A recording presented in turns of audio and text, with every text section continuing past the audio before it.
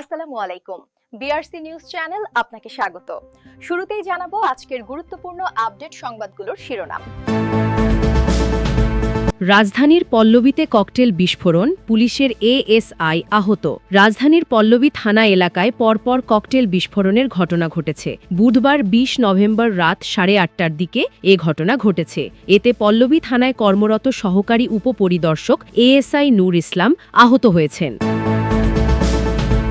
সংবিধানে তত্ত্বাবধায়ক সরকার ব্যবস্থা পুনর্বহাল, সংবিধানে ত্রয়োদশ সংশোধনী বাতিলের রায়ের বিরুদ্ধে করা রিভিউ আবেদন মঞ্জুর করেছেন সুপ্রিম কোর্টের আপিল বিভাগ। এতে নির্দলীয় ও নিরপেক্ষ তত্ত্বাবধায়ক সরকারের অধীনে জাতীয় সংসদ নির্বাচন অনুষ্ঠানে আর কোনো আইনি বাধা নেই। লালদিয়া টার্মিনাল ইজারার প্রতিবাদে জাবি শিক্ষার্থীদের মিছিল সমাবেশ। চট্টগ্রামের লালদিয়া কন্টেনার টার্মিনাল ৩৫ বছরের জন্য বিদেশি কোম্পানির হাতে তুলে দেওয়ার প্রতিবাদে বিক্ষোভ মিছিল ও সমাবেশ করেছেন জাহাঙ্গীরনগর বিশ্ববিদ্যালয়ের শিক্ষার্থীরা ৩ বছরের জন্য। তত্ত্বাবধায়ক সরকার ফেরানোর বিষয়ে আপিলের চূড়ান্ত রায় আজ জাতীয় সংসদ নির্বাচনে নির্দলীয় তত্ত্বাবধায়ক সরকার ব্যবস্থা সংক্রান্ত সংবিধানের ত্রয়োদশ সংশোধনী বাতিলের রায়ের বিরুদ্ধে করা রিভিউ আবেদনের উপর আজ বৃহস্পতিবার রায় দেবেন সুপ্রিম কোর্টের আপিল বিভাগ। এই ছিল আজকের আলোচিত শিরোনামগুলো। এখন বিস্তারিত সংবাদে আসছি, তবে তার আগে অনুরোধ রইল প্রতিদিনের আপডেট সংবাদগুলো সবার আগে পেতে ভিডিওতে একটি লাইক দিয়ে চ্যানেলটি সাবস্ক্রাইব করুন এবং কমেন্টে জানিয়ে দিন আপনি কোন জায়গা বা কোন দেশ থেকে আমাদের এই সংবাদটি দেখছেন। রাজধানীর পল্লবীতে ককটেল বিস্ফোরণ, পুলিশের এএসআই আহত। রাজধানীর পল্লবী থানা এলাকায় পরপর ককটেল বিস্ফোরণের ঘটনা ঘটেছে। বুধবার ২০ নভেম্বর রাত ৮:৩০টার দিকে এ ঘটনা ঘটে। এতে পল্লবী থানায় কর্মরত সহকারী উপপরিদর্শক এএসআই নূর ইসলাম আহত হয়েছেন। পুলিশ ও স্থানীয় সূত্রে জানা গেছে, পল্লবী থানা সংলগ্ন সাগুফতা গেটের সামনে পরপর দুটি এবং থানার মূল ফটকের সামনের সড়কে একটি ককটেল বিস্ফোরিত হয়। এতে ঘটনাস্থলে দায়িত্বরত এএসআই নূর ইসলাম আহত হন। তাৎক্ষণিকভাবে তাকে উদ্ধার করে স্থানীয় একটি হাসপাতালে ভর্তি করা হয়েছে। ঢাকা মেট্রোপলিটন পুলিশ ডিএমপির মিডিয়া ও পাবলিক রিলেশনস বিভাগের উপকমিশনার মোহাম্মদ তালেবুর রহমান বলেন, বিস্ফোরণের সময় আহত এএসআই নূর ইসলাম পল্লবী থানার গেটের সামনে অপেক্ষারত ছিলেন। তিনি বর্তমানে স্থানীয় একটি হাসপাতালে চিকিৎসাধীন রয়েছেন। ডিএমপি জানায়, ঢাকা মহানগরের আইন শৃঙ্খলা পরিস্থিতি স্থিতিশীল রাখতে নিরলস প্রচেষ্টা অব্যাহত রেখেছে ঢাকা মেট্রোপলিটন পুলিশ। চলমান পরিস্থিতিতে পুলিশের ওপর ককটেল বিস্ফোরণের মতো হামলার ঘটনায় জড়িতদের গ্রেপ্তারে পুলিশি অভিযান জোরদার করা হয়েছে। এসব দুষ্কৃতকারীদের সম্পর্কে কোনো তথ্য থাকলে নিকটস্থ থানায় অথবা ৯৯৯ এর মাধ্যমে পুলিশকে অবহিত করার অনুরোধ জানিয়েছে ডিএমপি। সংবিধানের তত্ত্বাবধায়ক সরকার ব্যবস্থা পুনর্বহালে সংবিধানের ত্রয়োদশ সংশোধনী বাতিলের রায়ের বিরুদ্ধে করা রিভিউ আবেদন মঞ্জুর করেছেন সুপ্রিম কোর্টের আপিল বিভাগ। এতে নির্দলীয় ও নিরপেক্ষ তত্ত্বাবধায়ক সরকারের অধীনে জাতীয় সংসদ নির্বাচন অনুষ্ঠানে আর কোনো আইনি বাধা নেই। বৃহস্পতিবার ২০ নভেম্বর প্রধান বিচারপতি সৈয়দ রেফাত আহমেদের নেতৃত্বাধীন ৭ বিচারপতির পূর্ণাঙ্গ আপিল বেঞ্চ এ রায় ঘোষণা করেন।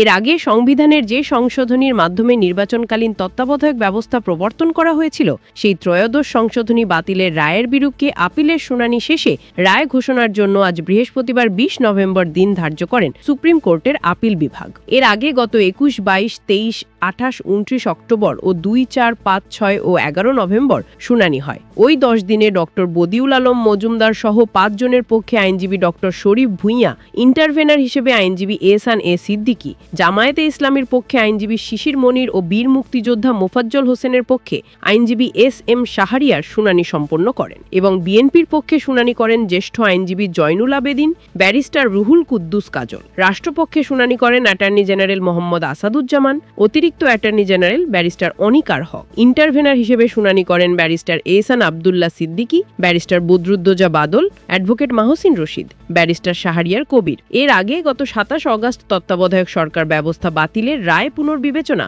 বা রিভিউ চেয়ে করা আবেদনের শুনানি শেষে আপিলের অনুমতি দেওয়া হয়। তত্ত্বাবধায়ক সরকার ব্যবস্থা অন্তর্ভুক্ত করে সংবিধানের ত্রয়োদশ সংশোধনী জাতীয় সংসদে গৃহীত হয় ১৯৯৬ সালে। এই সংশোধনীর বৈধতা চ্যালেঞ্জ করে ১৯৯৮ সালে অ্যাডভোকেট এম সলিমুল্লাহ সহ 3 জন আইনজীবী হাইকোর্টে রিট করেন। 2004 সালের 4 অগস্ট হাইকোর্ট বিভাগ এই রিট খারিজ করেন এবং তত্ত্বাবধায়ক সরকার ব্যবস্থাকে বৈধ ঘোষণা করা হয়। এই সংশোধনীর বৈধতা নিয়ে সুপ্রিম কোর্টের আইনজীবী এম সলিমুল্লাহ সহ অন্যান্য 1998 সালে হাইকোর্টে রিট করেন। প্রাথমিক শুনানি নিয়ে হাইকোর্ট রুল দেন। হাইকোর্টের বিশেষ বেঞ্চ চূড়ান্ত শুনানি শেষে 2004 সালের 4 অগস্ট রায় দেন। এই রায়ের বিরুদ্ধে সরাসরি আপিলের অনুমতি দেওয়া হয়। এর ধারাবাহিকতায় 2005 সালে আপিল করে রিট আবেদনকারী পক্ষ এই আপিল মঞ্জুর করে আপিল বিভাগের 7 বিচারপতির পূর্ণাঙ্গ বেঞ্চ 2011 সালের 10 মে সংখ্যাগরিষ্ঠ মতামতের ভিত্তিতে সংবিধানের 13 সংশোধনী বাতিল ঘোষণা করে রায় দেন। ঘোষিত রায়ের পর তত্ত্বাবধায়ক সরকার ব্যবস্থার বিলোপ সহ বেশ কিছু বিষয়ে আনা 15 সংশোধনী আইন 2011 সালের 30 জুন জাতীয় সংসদে পাশ হয়। 2011 সালের 3 জুলাই এ সংক্রান্ত গেজেট প্রকাশ করা হয়। 2024 সালের 5 অগস্ট সরকার পরিবর্তনের পর এই রায় পুনর্বিবেচনা চেয়ে আবেদন করেন সুশাসনের জন্য নাগরিকের সম্পাদক বদিউল আলম মজুমদার সহ 5 বিশিষ্ট ব্যক্তি। অন্য 4 জন হলেন তোফায়েল আহমেদ, এম হাফিজউদ্দিন খান, জোবাইরুল হক ভুইয়া ও জাহারা রহমান। আপিল বিভাগের ওই রায় পুনর্বিবেচনা চেয়ে 16 অক্টোবর একটি আবেদন করেন বিএনপি মহাসচিব মির্জা ফখরুল ইসলাম আলমগীর। এছাড়া রায় পুনর্বিবেচনা চেয়ে গত বছরের 23 অক্টোবর আরেকটি আবেদন করেন বাংলাদেশ জামায়াতে ইসলামীর সেক্রেটারি জেনারেল অধ্যাপক মিয়া গোলাম পারওয়ার। পরে নওগাঁর রানীনগরের নারায়ণপাড়ার বাসিন্দা বীর মুক্তিযোদ্ধা মোহাম্মদ ফজ্জল হোসেন আপিল বিভাগের রায় পুনর্বিবেচনা চেয়ে গত বছর একটি আবেদন করেন। লালদিয়া টার্মিনাল ইজারার প্রতিবাদে জাবি শিক্ষার্থীদের মিছিল সমাবেশ। চট্টগ্রামের লালদিয়া কন্টেইনার টার্মিনাল 35 বছরের জন্য বিদেশি কোম্পানির হাতে তুলে দেওয়ার প্রতিবাদে বিক্ষোভ মিছিল ও সমাবেশ করেছেন জাহাঙ্গীরনগর বিশ্ববিদ্যালয়ের জাবির একদল শিক্ষার্থী। বুধবার বিকেল 4:30টায় নিপীড়নের বিরুদ্ধে জাহাঙ্গীরনগর ব্যানারে বামপন্থী শিক্ষার্থীরা ক্যাম্পাসের মুরাদ চত্বর থেকে মিছিলটি শুরু করেন। মিছিলটি ডেইরি গেট এলাকায় গিয়ে শেষ হয়। এ সময় শিক্ষার্থীরা up up socialism, down down capitalism এবং মা মাটি মোহনা, বিদেশিদের দেব না সহ বিভিন্ন স্লোগান দেন। পরে মিছিল শেষে ডেইরি গেটে একটি সমাবেশ অনুষ্ঠিত হয়। সমাবেশে নিপীড়নের বিরুদ্ধে জাহাঙ্গীরনগরের সংগঠক ইমরান হাসান শুভ সঞ্চালনায় বিশ্ববিদ্যালয়ের বিভিন্ন বামপন্থী ছাত্র সংগঠনের নেতাকর্মীরা বক্তব্য দেন। ছাত্র ইউনিয়ন জাহাঙ্গীরনগর বিশ্ববিদ্যালয় সংসদের একাংশের সদস্য সিয়াম মাহমুদ বলেন, বিদেশি শক্তির হাতে বন্দর হস্তান্তর কোনো বিচ্ছিন্ন ঘটনা নয়, এটি দীর্ঘদিনের জাতীয় স্বার্থবিরোধী আত্মসমর্পণ নীতিরই ধারাবাহিকতা। আওয়ামী সরকারও ক্ষমতার লোভে বা কূটনৈতিক সুবিধার আশায় বহু অসম চুক্তি করেছে, যা সরাসরি বোঝা বইতে হয়েছে সাধারণ মানুষকে। তিনি বলেন, বন্দর বিদেশি কোম্পানির নিয়ন্ত্রণে গেলে পরিবহন ব্যয় বাড়বে, স্থানীয় শিল্প প্রতিযোগিতায় পিছিয়ে পড়বে আর মুনাফা চলে যাবে বিদেশে। এতে রাষ্ট্রের অর্থনৈতিক সার্বভৌমত্ব ক্ষতিগ্রস্ত হয়, জনগণের জীবনযাত্রার মানও নিচে নেমে যায়। সংগঠনটির আরেক সদস্য নাজিয়া নাওয়ার বলেন, ইন্টারিম সরকারের মূল দায়িত্ব ছিল নির্বাচন আয়োজন, কিন্তু গণঅভ্যুত্থানের 1.5 বছর পরও নির্বাচন হয়নি। উল্টো অনির্বাচিত ম্যান্ডেটবিহীন এ সরকার দেশের সার্বভৌমত্বকে বিদেশি প্রভাবের কাছে বিক্রি করছে, যা নব্য ঔপনিবেশিক চরিত্রের বহিঃপ্রকাশ। জাহাঙ্গীরনগর ফটোগ্রাফিক সোসাইটির সাধারণ সম্পাদক নিকি জামান বলেন, সরকার যে চুক্তির কথা বলছে তার সব তথ্য জনসম্মুখে প্রকাশ করা উচিত ছিল। চট্টগ্রাম বন্দরে 2টি টার্মিনালও 5 বছরের জন্য ইজারা দেওয়া হয়েছিল, সেগুলোর তথ্য প্রকাশ ছিল। কিন্তু এবার 30 বছরের চুক্তি, প্রয়োজনে আরও 15 বছর বাড়ানোর অপশন, এসবই গোপন রাখা হচ্ছে। তিনি বলেন, জুলাইয়ের সহিংসতায় নিহতদের ডিএনএ শনাক্তকরণ যেমন সম্পন্ন হয়নি, আহতদের চিকিৎসাও পুরো হয়নি। অথচ এসব সমাধানের বদলে সরকার বিদেশি শক্তির সঙ্গে দীর্ঘমেয়াদী চুক্তি করতে ব্যস্ত। দেশের সার্বভৌমত্ব নিরাপত্তা ঝুঁকিতে পড়তে পারে, তাই চুক্তির পূর্ণ বিবরণ জনসম্মুখে প্রকাশ করতে হবে এবং পুনর্বিবেচনা করার দাবি জানান তিনি। সমাজতান্ত্রিক ছাত্রফ্রন্ট জাহাঙ্গীরনগর বিশ্ববিদ্যালয় শাখার সংগঠক সজীব আহমেদ জেনিচ বলেন, চুক্তির শর্ত প্রকাশ না করে রাষ্ট্রীয় সম্পদ বিদেশি কোম্পানির হাতে তুলে দেওয়ার অধিকার এই সরকারের নেই। দ্রষ্টব্যের অজুহাত দেখালেও চট্টগ্রাম বন্দর সবসময়ই লাভজনক ছিল। সরকারকে এমন সিদ্ধান্ত নেওয়ার ম্যান্ডেট দেওয়া হয়নি। অবিলম্বে চুক্তি বাতিল করতে হবে।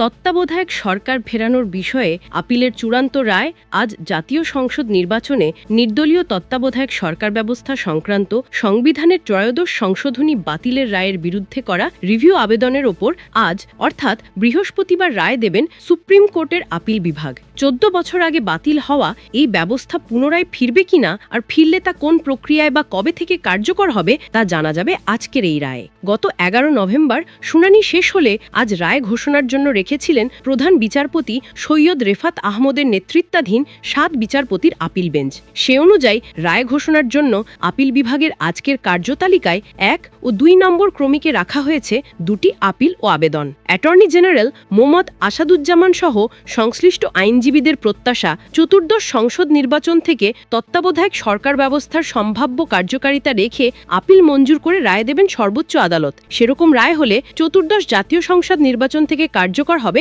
কাঙ্ক্ষিত এই সরকার ব্যবস্থা। 14 বছর আগে তত্ত্বাবধায়ক সরকার ব্যবস্থা বাতিল করে সংখ্যাগরিষ্ঠতার ভিত্তিতে রায় দিয়েছিলেন সাবেক প্রধান বিচারপতি ABM খায়রুল হকের নেতৃত্বাধীন 7 বিচারপতির আপিল বেঞ্চ। রায়ে বলা হয়, তত্ত্বাবধায়ক সরকার ব্যবস্থা অর্থাৎ সংবিধানের ত্রয়োদশ সংশোধনী আইন অগণতান্ত্রিক এবং তা সংবিধানের মৌলিক কাঠামোর সঙ্গে সাংঘর্ষিক, ফলে তা বাতিলযোগ্য। তবে প্রয়োজনের নিরিখে দশম ও একাদশ জাতীয় সংসদ নির্বাচন তত্ত্বাবধায়ক সরকারের অধীনে অনুষ্ঠিত হতে পারে। এই রায় ঘোষণার 7 দিন পর অর্থাৎ 17 মে অবসরে যান ABM খায়রুল হক। অবসরে যাওয়ার প্রায় 16 মাস পর 2012 সালের 16 সেপ্টেম্বর ত্রয়োদশ সংশোধনী বাতিলের পূর্ণাঙ্গ রায় প্রকাশ করা হয়। তখন সাবেক প্রধান বিচারপতি খায়রুল হকের বিরুদ্ধে রায় পরিবর্তনের অভিযোগ ওঠে। পূর্ণাঙ্গ রায় থেকে তবে প্রয়োজনের নিরিখে দশম ও একাদশ জাতীয় সংসদ নির্বাচন তত্ত্বাবধায়ক সরকারের অধীনে অনুষ্ঠিত হতে পারে, এই পর্যবেক্ষণ বাদ দেওয়া হয়। পরে এই পূর্ণাঙ্গ রায়কে আশ্রয় করে দলীয় সরকারের অধীনে 3টি বিতর্কিত নির্বাচন করে ক্ষমতায় টিকেছিলেন শেখ হাসিনা।